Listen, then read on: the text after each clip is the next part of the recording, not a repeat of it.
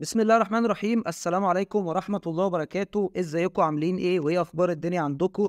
يا رب تكونوا كلكم بخير وكل شيء تمام معاكم.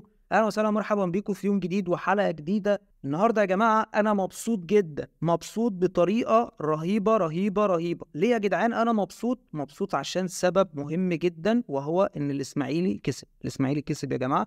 الاسماعيلي لسه كسبان دلوقتي، طلع الجيش بركلات الترجيح، بضربات الترجيح، بضربات الجزاء، وحاجه ايه اخر جمدان. انا مش مصدق نفسي، انا مبسوط جدا، مبسوط بطريقه غير، يعني انا مش قادر اقول لكم على مشاعري عامله ازاي. مبسوط جدا لدرجه ان انا كنت اعيط اصلا من كتر الفرحه. انا كان المفروض ان انا اروح الماتش اصلا، بس مش هروح عشان اتفرج لان انا ما عنديش حساب على تذكرتي ولا معايا تذكره اصلا من اساسه.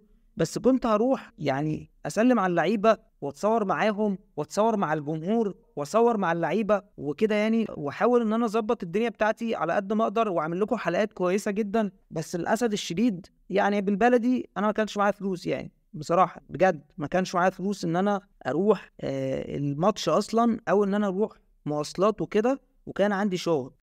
يا ام محمد، اللي انت ما تعرفيهوش ان محمد كحيان.